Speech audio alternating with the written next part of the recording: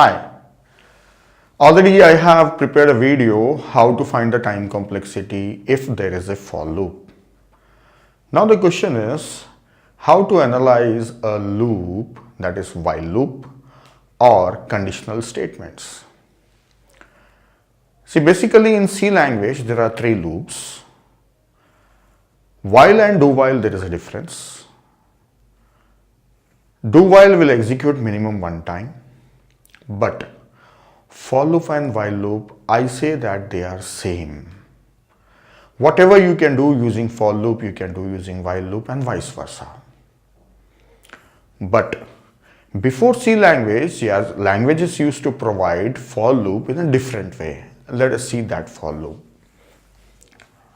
For I assign 1 to n do some statements inside. And this is colon here. This was the syntax in Pascal language. Now, this loop says that I should take the values from 1 and to n. Right? So, always it will increase by 1 at a time. Alright. So, if you want to increase I by 2 times, then you should say step 2. Now I will be changing by 2 every time. So I is 1, then it will become 3, then 5 and so on. So it will take I as 1, then 3, then 5 and so on. But anyway, I is incrementing linearly, it is increasing. Alright. So this was the only loops that were available in those days. So that time for loop and while loop were different. Then when you analyze this for loop, already we have seen what is the time taken. If I don't have this steps, let us say 1 only, then this will execute for n time and this will execute for n plus 1 time. This is a common thing. And if you have while loop in this case, then in a language, if you have while loop, then don't know what the condition is.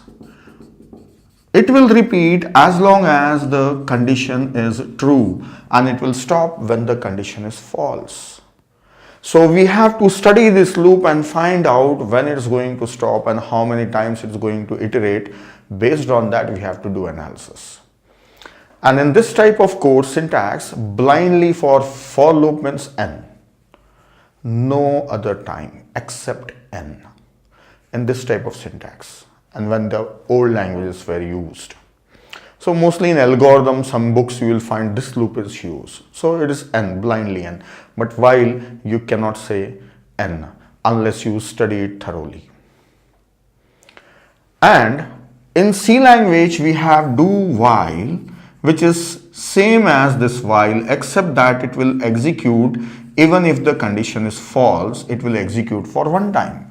Because it is post-tested loop, post-checked loop. First it will execute the statement inside, then afterwards it will check the condition. So if already condition is false, in the beginning only it is false, so this time will execute one time and this will not execute at all. But in old languages, there used to be a loop called repeat some statement inside and until some condition. Now these loops were different. Repeat until loops are different. This will repeat as long as the condition is false. And once the condition is true, it will stop. So it is similar to do while. How? Minimum one time the statement is executed. But it is different compared to do while. How? Do while will execute as long as condition is true. Repeat until will execute as long as condition is false. It will stop when the condition becomes true. Do this until this happens. So if it happens, you have to stop. So if you take an English sentence statement, repeat until this happens. So if it happens, you have to stop. If it is not happening, you have to go on continuing. So that's the difference between them. Now all these three loops You have to study them, then only you can give the time complexity. Their time complexity can be n, log n, or root n, it can be anything. But for loop, we can directly say it's order of n. Now let me write few pieces of code or snippets where I will use while loop. I have written a piece of code using while loop. I have to analyze how many times this will execute. What is the time complexity of this one? I want to know how many times this statement will execute. Initially I is 0. This will take 1 unit of time. And I++, how many times this will repeat? How many times this will repeat? See, I++, it is just incrementing every time. So simply without tracing this one, I can say that this will repeat for n times. How many times this statement will execute? Again, n times only. How many times this will execute? N plus 1 time. How?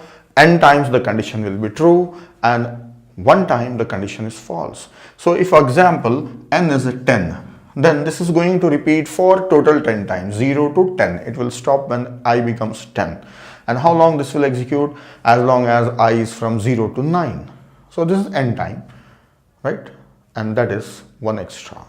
Then what is the time taken by this piece of code? 3n plus 2, yes, 3n plus 2. So the function f of n is 3n plus 2 and it is theta of n or order of n. Now the same piece of code in C language I can write like this. For I assign 0 here, then I is less than n, I is less than n, I plus plus, I plus plus. Now, what is the analysis for this one? It will be same if I consider each and everything. This will execute for 1 time, this will execute for n plus 1 time, this will execute for n time, and this will execute for n time. Total how many? 3n plus 2. But when I was using for loop, I was saying that let us ignore these two and just take it as n plus 1. So I was saying that it was 2n plus 1. Whatever the function may be, we are not interested in exact formula or exact function. We are interested in the degree of a function. So we say order of n. That's it. Now you can see whatever I can write using while loop, I can write it using for loop also. Now next piece of code here. See, a assign 1 while a is less than b, some statement, and a is multiplied by 2 every time. There is no n here. Then how many times it will repeat? I don't know. This depends on this condition. As long as the condition is true, it will continue. So I don't know how many times it's going to run. Let us trace this one. A is initially 1, right? Then a is becoming a into 2, so that is 1 into 2, so it is becoming 2. The next time again, this is 2, so 2 into 2 again, so this will become 2 square. The next time again, this is 2 square into 2, that is 2 cube. Goes on. How many times this is going to happen? I don't know. Let us assume that somewhere it stops, and at that time this is going to be 2 power k. So it will repeat for k times, and that's what k I have to find out. I don't know how many times, so I am saying k times. Now I say that it has stopped here, so you should know when it is stopping. It will terminate when a is greater than or equal to b. It will terminate when a is greater than or equal to b. So what I am saying, I has reached till 2 power k. So since I am saying that a is equal to 2 power k now, so this is 2 power k is greater than or equal to b. Let us make it equal. 2 power k is equals to b. So what is k? Log b base 2. So how many times it's going to execute? Log b times. Log b times. Log b times. We write the time complexity in the form of log n. We use term n, but we got the answer in b. So let us call b itself as n. So what is the time taken by this algorithm? It is order of log n. That's it. This is how I can analyze. Already I have shown this using for loop. That time I was writing the same thing by using for loop like this. For a assign 1, a is less than b, a assign a into 2. This portion is here. That's all. Already we have seen this. In for loops I have shown you this one. Already we know this one. That time I was not taking a, I will take I, and again here also I, and this I will call it as n, and this I will call it as I. That's it. Basically this is not proper based on for loop, because for means it should just go on incrementing or it should be decrementing. It should not multiply I, but in case of C language, it is possible you write anything as initialization, any condition you write, anything as updation. So these three pieces you can write whatever you like. Just make sure that the loop terminates after some finite number of steps. So that's all. What all you can do using while loop, you can also do it using for loop in C language. And the examples what I have given, in all the examples I have used for loop only, but instead of for loop just you can reframe them as while loop. Let us take one more example. Again a loop is there, while loop, and in this while loop I is starting from n and I is getting divided by 2 every time. So again the time will be log n. I made it as a formula already in the previous video. So this will be log n, and the same thing can also be done using for loop. For I assign n, I is greater than 1, I assign I by 2. Some statement inside. So this type of statement already we have analyzed in for loop. That same thing is using while loop. So the time will be same. Now here I have a loop. Let us see how many times this will execute. Condition is k is less than n, and here what is k? K is 1 and k is getting updated by adding I every time, and I is incrementing every time.